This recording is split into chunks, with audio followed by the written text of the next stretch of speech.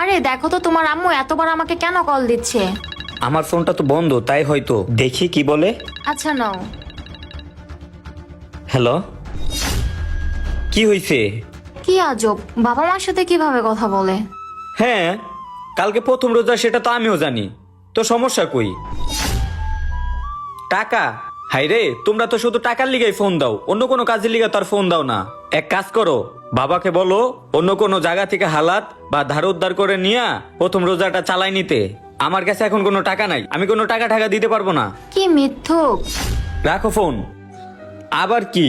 দেখো মা, আমি এত কথা বলতে চাই না। ঢাকা শহরে আমার ওয়াইফকে নিয়ে বাসা ভাড়া দিয়া, তারপর আমাদের খরচ দিয়া এমনি চলতে খুব কষ্ট হয়ে যায়। এর মধ্যে আমি টাকা পাঠাতে পারবো না। সামনে মাস আসুক, তারপর আমি টাকা পাঠাবো। রাখো। এই নাও, তোমার ফোন ধরো। তুমি এই ব্যবহার কেন করলো আব্বু আম্মুর সাথে?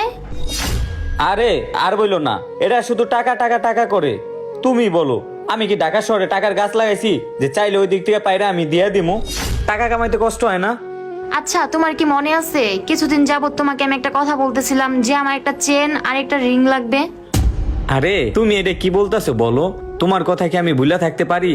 তুমি কি চাইছো না চাইছো এটা তো খুব আমার ভালো করে মাথায় আছে। আর ওইটা তো আমি অর্ডার দিয়ে দিছি, এই কিছুদিন পরেই চলে আসবো। বাবা মাকে টাকা দিতে পারে না আর আমার চেন। চলো তো।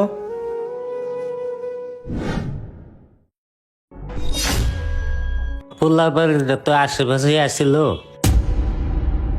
আরে বাবা, তুমি তুমি হঠাৎ ঢাকা শহরে? আরে বৌমা, আমি তো আসতে চাই নাই, তোমার শাশুড়ি আমার জোর করে পাঠাইছে। এত কষ্ট করে আসার আগে তো একটা ফোন দিতে পারতা। যাই হোক, আমার ছেলে ছেলেটা তো দেখতেছি না। ও নোবেল তো ব্যস্ত, ও তো বাসায় নাই, ও তো কাজে গেছে। তো তুমি কি মনে করো ঢাকা আসলা হঠাৎ?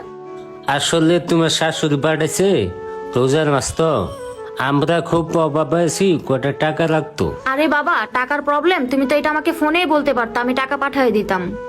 আরে বাবা, আমার কাছে তো সেরকম টাকা নাই, আর আপনার ছেলেও তো নাই। আমার কাছে যা টাকা আছে আপনাকে সেটাই দিলাম, ধরেন বাবা। আচ্ছা সমস্যা নাই, তুমি যা দিচ্ছ এটাই অনেক বেশি, তুমি থাকো আমি যাই। আচ্ছা।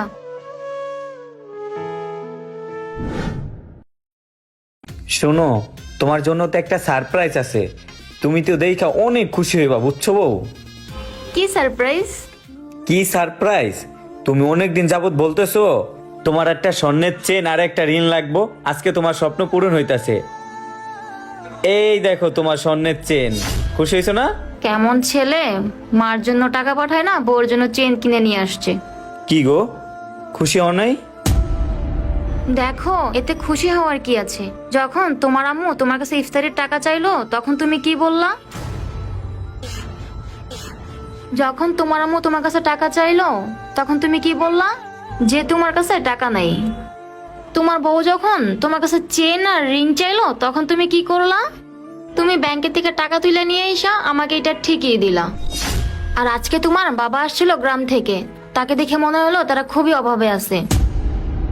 কি বলো? আমার বাবা ঢাকা শহর আসছিল? তো তুমি কি বলছো? তুমি কিছু বলছো? আমি তো তেমন কিছু বলি নাই, আর তুমি তো ছিলা না। আমার কাছে কিছু টাকা ছিল, সেটা আমি দিয়েছি বাবাকে। আর শোনো, তোমাকে কিছু কথা বলি। বাবা মারা সবসময় ছেলেদের আশাই থাকে, ছেলেরা ভালো কিছু করে যে বাবা মাকে দেখুক। দেখো, সব বউরা এক হয় না। শ্বশুর শাশুড়ির যত্ন করতে দেখলে তারা রেগে যায়। এই চেনটা ফেরত দিয়ে তোমার বাবা মার কাছে এখনই টাকা পাঠানোর ব্যবস্থা করো। চলো। স্বামী যতই খারাপ হোক না কেন, স্বামী যতই ভুল পথে থাকুক না কেন, এই ভুল আর খারাপ পথে থেকে সরিয়ে আনার দায়িত্ব স্ত্রীর। হ্যাঁ, একটা স্ত্রী পারে তার স্বামীকে খারাপ পথে থেকে সরিয়ে আনার জন্য। তবে এই যুগে এরকম মেয়ে পাওয়া ভাগ্যের ব্যাপার।